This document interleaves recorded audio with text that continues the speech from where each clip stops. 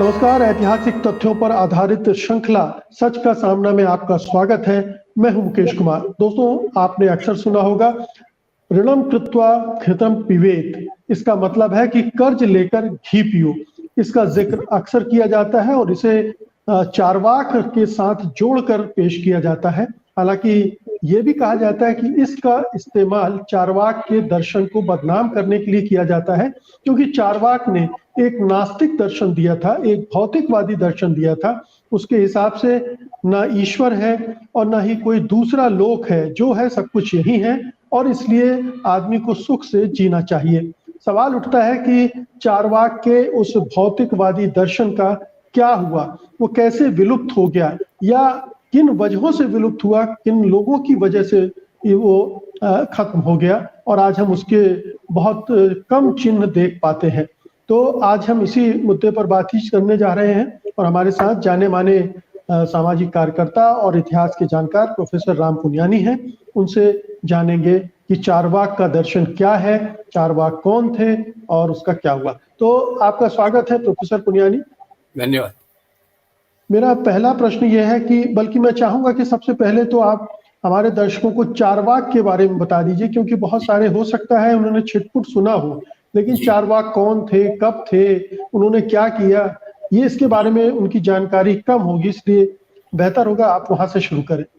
जी देखिए, ये चार्वाक के बारे में जानकारी कम होना कोई आश्चर्य की बात नहीं है, क्योंकि चार्वाक दर्शन से संबंधित जो भी साहित्य था उसको नष्ट कर दिया गया। खासतौर से ब्राह्मणवाद के मानने वालों ने उनको नष्ट कर दिया और उनकी आज जो हमको जानकारी मिलती है उनकी आलोचनाओं के आधार पे मिलती है। यानी जिन लोगों ने उनकी आलोचना की उससे उसका पिक्चर एक रिकंस्ट्रक्ट किया गया है।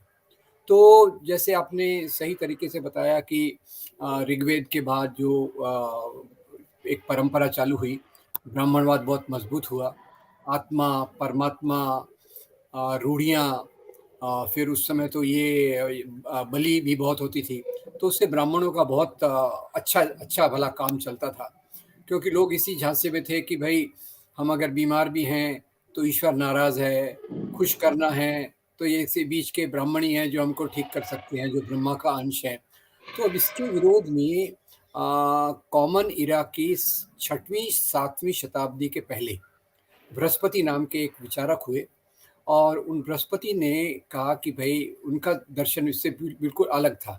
जैसे एक इनका तो भाववाद पे पूरी परंपरा चलती है, ब्राह्मणवाद की परंपरा भाववाद पे चलती है, तो उसके विरुद्ध ये देहवाद, भौतिकवाद, इस आधार पे उन्होंने कहा हम जो देखते हैं वो सत्य है, उसी के आधार पे दुनिया चलती है और परमात्मा और आत्मा ये चीज़ों के बारे में हम ज़्यादा जानते नहीं हैं और इसकी सच्चाई के बारे में भी केवल लोगों ने गढ़ा हुआ है। पहली बात उन्होंने ये कही। उसी के साथ उन्होंने ये भी कहा कि यही हमारा जीवन है और इसी जीवन में हमको जीना है। तो इसके आधार पे उनके मानने वाले लोग भी बहुत हो गए और उसी के कारण ज़्यादा इनकी जो प्रचलन हुआ, उसके कारण इनको एक लोकायत परंपरा से जोड़ा जाता है। और ये लोकायत परंपरा लोगों में प्रचलित हुई क्योंकि इसमें लोग अपना भला एक तरफ से देख रहे थे कि जो ब्राह्मणों के कर्मकांड में इतना खर्चा होता था वो भी बच रहा था और उनको जो समझ में आता है, जो दिखता है, उसी के आधार पे इन्होंने ये बात की। अच्छा, अब इसमें वैसे भी फिलॉसफी में, दर्शन शास्त्र में किया जाता है कि जो देहवाद या भौतिकवाद को मानते हैं उनको एक तरीके से जैसे दे आर इंडल्जेंट, वो इसी दुनिया में भोग विलास में रहने वाले लोग हैं करके उनको इस तरीके से बदनाम किया जाता है। तो चार्वाक परंपरा में बहुत सारे, एक तो उन्होंने दार्शनिक आधार पे भाववाद को चुनौती दी, ब्राह्मणवाद को चुनौती दी, पुनर्जन्म को उन्होंने चुनौती दी, कर्मकांड का पूरा विरोध किया और इस दुनिया के आधार पे जीने की बात कही, जिसमें उनकी काफ़ी फॉलोइंग काफ़ी बड़ी थी। पर हुआ क्या फिर इनको, क्योंकि इससे ब्राह्मणवाद संकट में आ गया। अगर लोग कर्मकांड नहीं करेंगे, परमात्मा में नहीं मानेंगे तो क्या होगा। तो इसके लिए फिर इन लोगों को पहले कहा गया कि ये वेद बाह्य हैं।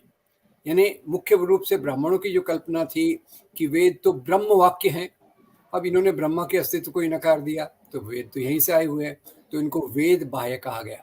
और इसी के साथ जो शब्द इनके लिए इस्तेमाल हुआ वो था नास्तिक, यानी जो वेदों की ईश्वर द्वारा उत्पत्ति को नहीं मानता। तीसरा ख्याल कीजिए कि चारवाक में सबसे महत्वपूर्ण बात जो मुझे लगती है, जो आज भी बहुत रेलेवेंट है, वो है रैशनलिज्म, तर्कवाद, कि आप तर्क के आधार पे ही समाज को समझ सकते हैं और तर्क के आधार पे ही चलना चाहिए। एक तो होता है विश्वास, फेथ, और दूसरा होता है रीजन, तर्क। तो इन्होंने तर्कवाद पे जोर दिया, तो उनको इतना बदनाम किया गया, कहा गया कि जो भी चारवाक दर्शन में मानेंगे, जो भी लोकायत परंपरा में मानेंगे, वो बहुत वो नास्तिक हैं, ईश्वर को नहीं मानते, और वो मरने के बाद सीआर के रूप में जन्म लेंगे। अब ये मुझे पता नहीं कि भाई उन्होंने सीआर को ही क्यों चुना पनिशमेंट देने के लिए इन लोगों को। तो खैर ये ऐसी परंपरा की बात है। और मुख्य रूप से भारत में जितनी भी परंपराएं तर्कवाद के पे आधारित हुई, इसके बाद बुद्ध धर्म आया, ये यहाँ भक्ति परंपरा आई, बात उसमें हम बात कर चुके हैं कई चीज़ों पे। तो जो जिन लोगों ने भी आम लोगों से जुड़ने की कोशिश की, उन्होंने ज़्यादातर तर्कवाद का सहारा लिया। नंबर 2, खास तौर से उन लोगों ने जो सामाजिक परिवर्तन की जिन्होंने बात की, उन्होंने भी तर्कवाद का सहारा लिया। तो ये इसके मूल रूप से मोटे तौर पे हम चारवाक दर्शन को ऐसा समझ सकते हैं। जी, तो प्रोफेसर पुनियानी, भारतीय दर्शन परंपरा में नास्तिक दर्शन की जो परंपरा है, उसमें ये माना जाता है कि एक तरफ बृहस्पति और चारवाक थे, दूसरी तरफ जैन और बौद्ध धर्म, वो भी नास्तिक धर्म थे, निरीश्वरवादी धर्म थे। तो ये एक परंपरा जो चली आ रही थी, इस पर पूरी तरह से चारों तरफ से अटैक हुआ। आप देख रहे हैं कि बौद्ध धर्म पर अटैक हुआ, जैन धर्म पर अटैक हुआ और चारवाक परंपरा पर भी अटैक हुआ। तो ये चारवाक परंपरा पर किस तरह के हमले हुए? सिर्फ बदनाम करने तक सीमित थे या उनके खिलाफ हिंसा भी हुई, ऐसे प्रमाण मिलते हैं? अब ये मुकेश जी, इसमें एक समस्या ऐसी है कि चारवाक के बारे में, इस परंपरा के बारे में ज़्यादा वर्णन मिलता नहीं है। और उसका मुख्य कारण ये है कि उनके बारे में जितना भी साहित्य था उसको नष्ट कर दिया गया। और पंडित जवाहरलाल नेहरू अपनी किताब डिस्कवरी ऑफ इंडिया में लिखते हैं कि चारवाक के बारे में जो भी समझ लाई गई, वो उनके विरोधियों के लिटरेचर, साहित्य के आधार पर लाई गई। तो इसलिए उस समय समाज में जो संघर्ष हुआ होगा, एक बदनामी की बात तो क्लियर है, वो तो दिखती है, उनके साहित्य में भी दिखती है, पर शारीरिक रूप से उन पे हमले हुए या उस परंपरा को कैसे उस पर आक्रमण हुआ, उसके ज़्यादा विस्तार ज़्यादा साहित्य में मिलते नहीं है। लेकिन ये स्वाभाविक है कि अचानक से इस पूरी परंपरा का लोप हो जाए, समाज उससे विरत हो जाए और दूसरी तरफ चला जाए और पता ही न चले, और चारवाक का कोई न लिटरेचर मिले, न बृहस्पति का लिटरेचर मिले। तो ये बताता है कि कोई बड़े सुनियोजित हमले हुए थे और उनकी वजह से उनके साहित्य को नष्ट किया गया, उस परंपरा को, उस दर्शन को मानने वालों को भी दंडित किया गया, जिसकी वजह से बाद में कोई उसके चिन्ह बचे नहीं। जी, अब ये तर्क जो चारवाक दर्शन का जो तर्क है वो लगाएं तो आपकी बात बिल्कुल सच लगती है। और अभी भी देखिए, महाराष्ट्र में हमारे जो संत तुकाराम हुए थे, जो भी यानी ब्राह्मणवाद के खिलाफ जाकर जो एक सामाजिक आंदोलन खड़े करते हैं, ज़्यादातर उनका यही फेट होता है। उनकी विचारधारा से लड़ने के साथ साथ उनको भी समाप्त कर दिया जाता है। जैसे अब बुद्ध धर्म पर हमले हुए, तो बुद्ध धर्म का पूरा यहाँ से विलोप हो गया। तो इस बात में सच्चाई हो सकती है, क्योंकि जो हमें इतिहास के साहित्य में मिलता है वो कि इसको किस प्रकार से बदनामी की गई, और बड़े बड़े राजनीतिक लोग भी इसके बारे में कहते हैं। आपने जैसे जो संस्कृत में श्लोक कहा, मुझे तो मैं नहीं कह पाऊंगा, पर मुझे यही श्लोक का अनुवाद आडवाणी जी ने बताया था। आडवाणी जी अपने एक भाषण में जब इसकी पूरी आलोचना कर रहे थे चारवाक दर्शन की, तो उन्होंने अपनी साधारण हिंदी में कही, जो आम लोगों को समझती है, कि चारवाक के लोग कैसे लोग थे। वो तो कहते थे कि उधार लो और घी पियो। तो इस प्रकार से एक वैचारिक रूप से, और दूसरा निश्चित रूप से तर्क अगर हम लगाएं तो शारीरिक हमले के बगैर वो परंपरा खत्म नहीं हुई होगी। और ये इसकी भी एक लंबी परंपरा है कि जो भी ब्राह्मणवादी मूल्यों से अलग होता है, उन पे किस किस प्रकार के हमले होते हैं, उसका एक उदाहरण चारवाक के रूप में भी हम देख सकते हैं।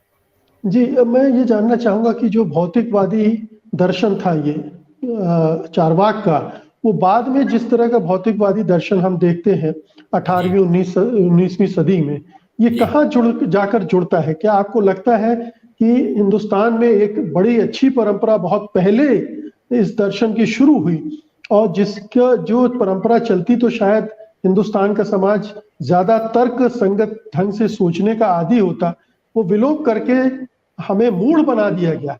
जो 1500 साल में भारतीय जनता को मूर्ख बनाया गया, जड़ बुद्धि बना दिया गया और उनको धर्म और कर्म कांड में लपेट के रख दिया गया, अन्यथा भारतीय समाज कुछ और होता। ये बिल्कुल संभव है, पर देखिए कि जो भी समाज में एक तो वर्ग समाज हो या वर्ण समाज हो, यहाँ तो दोनों चीज़ें हैं, वर्ग और वर्ण का मिलाप भी आपको मिला है। तो जिन लोगों में भी तर्क की बात की, उन पर यूरोप में भी हमले हुए। आप देखिए कोपरनिकस, गैलीलियो, सर्वेटस, पैलिसी, इन लोगों पर भी धर्म गुरुओं ने हमले करवाए, क्योंकि तर्क की बात जहाँ आती है वहाँ धर्म गुरुओं की सत्ता खतरे में आ जाती है। तो ये बात जो हम यूरोप में देखते हैं और उसके उदाहरण देते हैं, उसके उदाहरण यहाँ भी हैं, और इसलिए ये समाज के जो आगे के विकास में तर्कवाद और भौतिकवाद का ज़्यादा मजबूती से जो उसकी जड़ें जमी, वो एक तो हम भारत में कह सकते हैं भक्ति परंपरा से, सूफी परंपरा से थोड़ी जमी, और उसके बाद आधुनिक शिक्षा के आने के बाद जो वर्गीय चरित्र बदलता है, जो वर्ण व्यवस्था पर एक वर्ण व्यवस्था को के विरोध में एक आंदोलन खड़ा होता है, उसके बाद तर्कवाद की जड़ें ज़्यादा मजबूत होती हैं, और जो भी सामाजिक परिवर्तन वाले हैं वो भौतिकवाद, तर्कवाद, इन दोनों चीज़ों का सहारा लेते हैं। तो बीच का एक जो बड़ा पीरियड आप कह रहे हैं, चारवाक से लेकर भारत की 8वीं शताब्दी में, उस दौरान ये भाववाद, जिसको अंग्रेजी में आइडियलिज्म कहते हैं, वो आइडियलिस्ट फिलॉसफी, वो आइडियलिस्ट दर्शन यहाँ ज़्यादा मजबूत रहा, और जो देहवाद या भौतिकवाद का दर्शन, इसको लगातार हाशिए पर या तो शारीरिक रूप से या वैचारिक रूप से इसको हाशिए के रूप में डालने की कोशिश की गई। अब दूसरा ये बात है कि कोई भी दर्शन, इसका आधार समाज की एक उत्पादन व्यवस्था भी होती है। अब उस समय की अगर हम उत्पादन व्यवस्था देखें तो उसमें भाववाद का विरोध, धर्म गुरुओं का विरोध थोड़ा मुश्किल इसलिए था क्योंकि उनको पूरा सत्ता का पूरा समर्थन था। अब धर्मगुरु कभी अलग नहीं होता है, धर्मगुरु और सत्ता इसका एक जुड़ाव होता है। तो इन लोगों ने इस जुड़ाव के माध्यम से जो आम लोग हैं, जो इस दुनिया के जीवन में सामान्य रूप से जीना चाहते हैं, उनको एक दबा के रखने की जो प्रक्रिया है वो होती है। अब कल्पना से कहें, अगर भाववाद मजबूत होता, चारवाक का दर्शन, बुद्ध धर्म की परंपरा, जैन धर्म की परंपराएं इनके सैद्धांतिक रूप से मजबूत होती, तो शायद भारत में जो आर्थिक विषमता इतनी है, जो वर्ण के आधार पे इतनी विषमता है, वो इतनी नहीं होती। अब दूसरा जी प्रोफेसर पिंगन, इससे भी एक महत्वपूर्ण सवाल जिसकी तरफ मैं इशारा कर रहा था कि यूरोप में जैसे जैसे नास्तिकवाद और तर्कवाद बढ़ा, उसने प्रगति की, ज्ञान विज्ञान के क्षेत्र में क्रांतियां हुई और वो बाकी दुनिया से आगे निकल गया। अगर हमने उस परंपरा को न छोड़ा होता, वो फली फूली होती, तो आज हिंदुस्तान जो विश्व गुरु बनने की चाहत रखता है और दावे करता है, शायद वो उस परंपरा की वजह से होता। तो अगर हम भारतीय संस्कृति, भारतीय दर्शन की परंपरा का गुणगान करते हैं, तो हमें उनमें से ये तत्व उठाने चाहिए थे और इन पर बात करनी चाहिए, जो कि हमें आगे ले जाने वाली परंपराएं हैं। सही, मैं आपसे पूरा सहमत हूँ।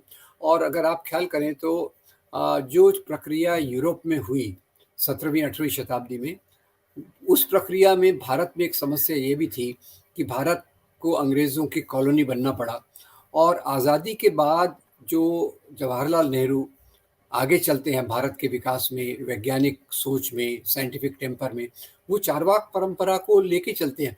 और मुकेश जी, आपको आश्चर्य होगा कि जितनी भी मैंने इतिहास की किताबें देखी हैं, उसमें चारवाक के बारे में सबसे बेहतरीन वर्णन जवाहरलाल नेहरू की किताब में है।